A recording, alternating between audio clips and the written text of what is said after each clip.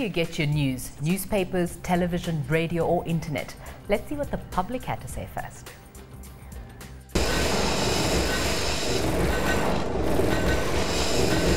I get my news via the internet. I use my phone. It's simpler, easily accessible. The websites that I go to, Africa Biz, Business Day, The Report, MoneyWeb. Yeah, it's better than having a newspaper. I access my news through Facebook, and if it's not Facebook, then it's probably just via my emails. We access our news through the local newspapers, Sunday newspapers only, because the week it's just a repetition, and we have got access to internet, but we prefer the old method of newspapers. I'm using subscription, which they deliver at my home every morning. When I go out, I see there's a newspaper waiting for me outside, and I usually use a bus, which I normally read in the bus. That keeps me going and keep updated. Do you think technology will kill newspapers one day? It will, but there's still people who like to read their newspapers because maybe if you just follow a specific reporter. I think it's a complement of the newspaper. Maybe people like to read a newspaper, and some prefer to see on a website some news. The interest on internet, on the website, you have the news earlier than with the newspaper. The internet probably is killing the traditional newspaper.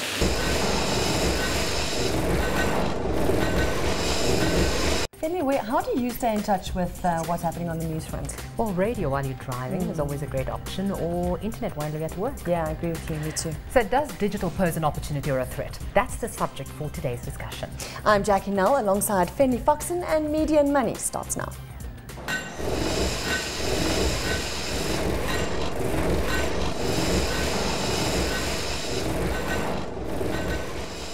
Joining our panel, Director Media Program, KAS Media, Frank Windeck, CEO of Mail and Guardian, Hussein Karjika, and Chairman of the National Association of Broadcasters, Mike Saluma, who is also the Group Executive of Kagiso Media. Gentlemen, welcome. Thank you so much for joining us. I'm going to start with you, Hussein. We saw what the people thought out there. So do you think digital is a threat or an opportunity? I mean, at Mail and Guardian, we see it as an opportunity. We've been in the digital space, as far as Mail and Guardian Online is concerned, for approximately, I think it's since 1983, so what 17 years, 17 years now, and we were the first news website on the African continent, and we've watched this website grow over the years to become sort of one of the largest websites in the country at the moment. Yeah. We're the 4th largest news website in the country, and for a small paper like ourselves, we find that growth quite phenomenal.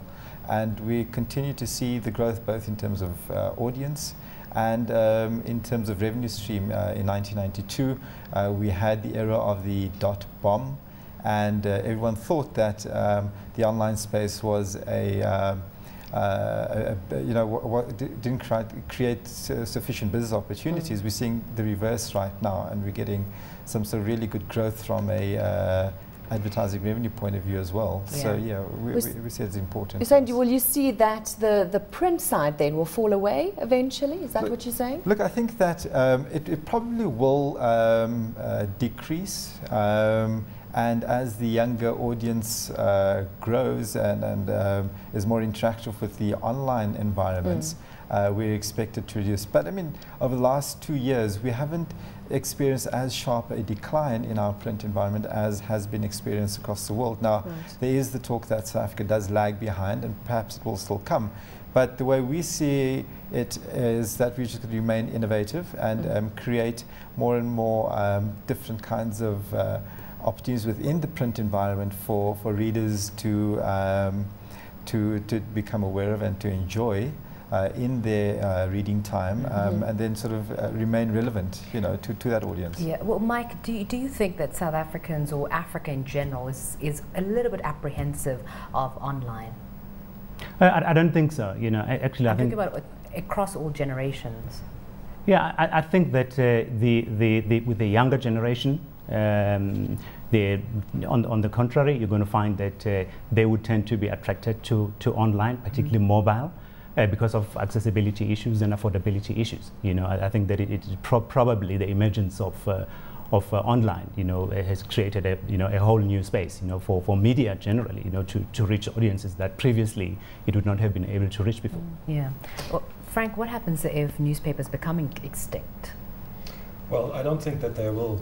Okay. That's number one. But what I wanted to say to Hussein as well, it's the time of where we could say if digital media or not, those times are over. There's only the question, how do traditional media houses deal with the question, how do we go online, or how do we go on... Good question. Hussein can answer that. How do you think traditional media is going to cope with digital? I mean, I think that... or do we have a strategy in South Africa at the moment to deal with online?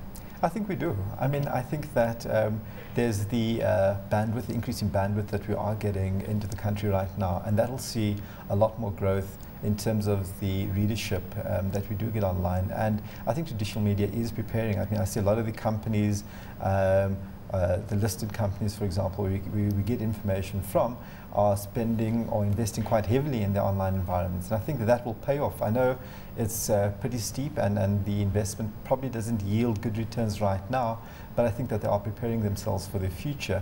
And as Mike has sort of alluded to earlier, as this younger generation starts sort of coming through and into the university worlds, into the business worlds, you'll see that they will be utilizing electronic media a lot more than what we've seen ever before. I mean, I give the example of my son, who is 6 years old, and all I had to do was show him how to get onto Google. You know, and actually amazing. He uses Google now to watch Ben 10 DVDs. I mean, gone are the times that we had to go to the rental shops to go and get DVDs on, you know, his favorite program.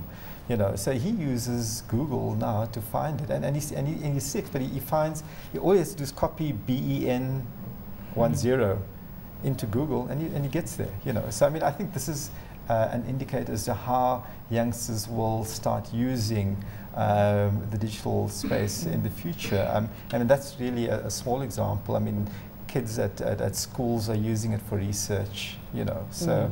It obviously is, and I think in South Africa we're not far behind. I mean, I think we're right up there, and it is going to grow.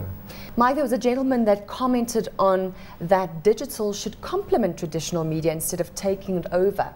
What is your view on that?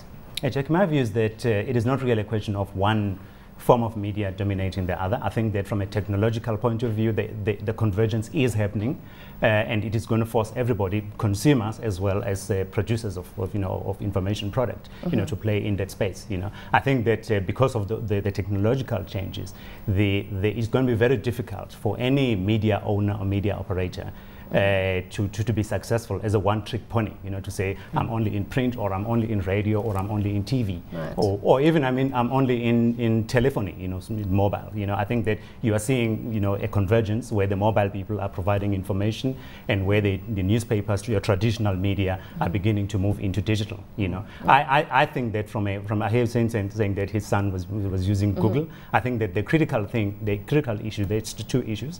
The one is that it's going to be very important for us to generate information that is credible, that has got integrity, because on the web there's a lot of information, you know, but a lot of it is not very verified, is not confirmed. So I would say that the traditional media does have an opportunity to move in there and continue to trade off the existing brands, you know, as reliable and credible sources of information. You know. Frank, what are we seeing happening on the international front?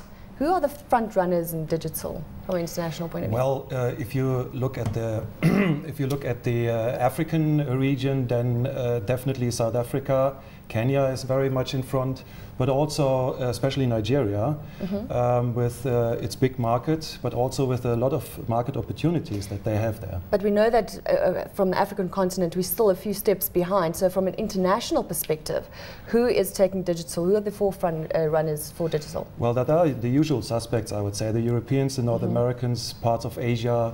But I wouldn't see that so much as a negative point. Africa is so much behind. You have now the opportunity to miss out all the mistakes that the others already made and leapfrog that situation. And what's happening to print in those regions? Is it dying? Print is very much declining, but there is something that I would like to add on to Mike's statement just now. Even if the things in traditional media declining, specifically in Africa, you do have the opportunity to still make your traditional media houses or the traditional platforms better. And therefore, there is still a lot of margin up. The sky is the limit. So you can have the best digital platform you want. If your traditional media outlet doesn't work, you will not succeed. Yeah, but let's take it back to Mike. Hussein said earlier that digital is not yielding good returns at the moment. And at the end of the day, we're only worried about the bottom line. So how exactly are we going to make sure that it yields good returns? I wouldn't say that at the moment we're worried about the bottom line. I think that because of the changing environment, the challenge for all businesses in the sphere actually is to be less risk averse and to actually invest in experimentation and to be innovative. You know, I do think that there's going to be a lag, you know, in terms of the uptake. I think that our problem in South Africa is more, if you look around the world, digital has taken off. You know, there are instances where digital actually is attracting more advertising than traditional media or competing with it. You know, I think what's holding us back in South Africa is more our broadband issues and accessibility, affordability issues. But I do think that it's a risk worth taking, and I think that, you know, anybody who is not willing to take that risk is going to be left behind. Hussein, would you agree with that? Yes, certainly. Certainly within the environments which we operate, we find that the biggest growth in terms of revenue is actually coming from digital.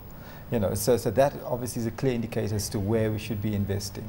But the other thing I wanted to say was that Mike is right in terms of we've deliberately converged our newsrooms at the Mail and Guardian, and we now have print and online operating from within one newsroom, and we've done the same with the advertising sales and the business units of the organization as well. It's not come without difficulty, but we've had the benefit of being able to sort of learn from the experiences internationally. I think we'll be able to continue doing so.